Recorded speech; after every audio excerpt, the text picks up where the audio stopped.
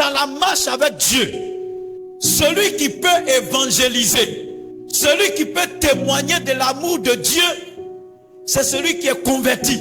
Parce que seuls les convertis aiment leur prochain. Donc, l'amour du prochain, la Bible dit, c'est l'accomplissement de la loi. Ce qui peut transformer une personne, c'est la parole de Dieu. C'est l'évangile qui peut transformer. C'est l'amour de Dieu qui peut transformer. C'est pourquoi si tu as reçu l'amour de Dieu, il faut communiquer aussi à quelqu'un. Ça va transformer quelqu'un. Un délinquant, une prostituée, un proxénète, un brigand, un voleur. C'est ton prochain. Quand tu montes dans le taxi, celui qui est assis à côté de toi, celui qui te conduit, c'est ton prochain.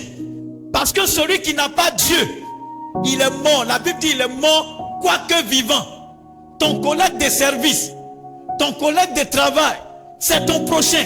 Ton camarade de classe, ton camarade de l'université, de lycée, c'est ton prochain. Toute personne que tu vois avec tes yeux, c'est ton prochain. Alléluia. Parce que l'humanité entière est sous la domination de Satan. Le diable est en train de détruire des gens.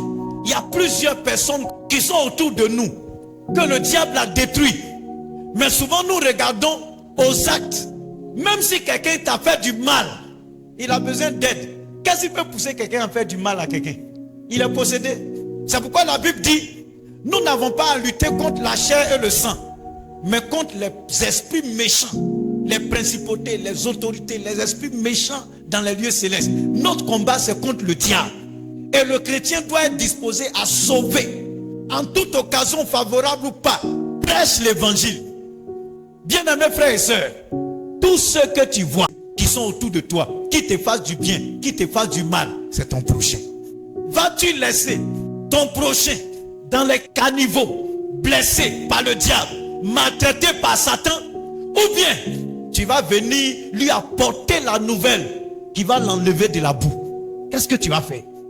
Tu choisis de laisser ton prochain dans l'esclavage du péché et de la mort, ou bien tu lui témoignes l'amour de Dieu pour que comme toi, la personne soit sauvée. Il n'y a pas quelqu'un qui mérite d'aller en enfer. Dieu a donné Jésus-Christ. Christ est mort à la croix pour que tous nous soyons sauvés.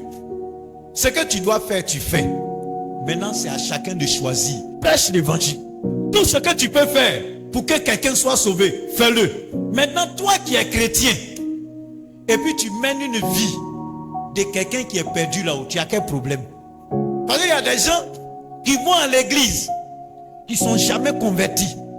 Ça veut dire que ton comportement ne reflète pas la vie de Christ. Alléluia. Qui est notre prochain? Pour le chrétien, le prochain a de la valeur. Et nous devons sauver la vie de notre prochain. C'est pourquoi on évangélise.